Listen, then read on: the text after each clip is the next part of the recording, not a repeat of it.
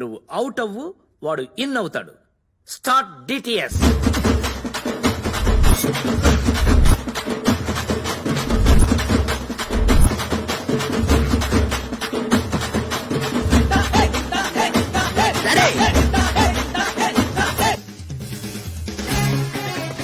చెప్పాడా వాడి పనికి మాలిన చెత్త లవ్ స్టోరీ?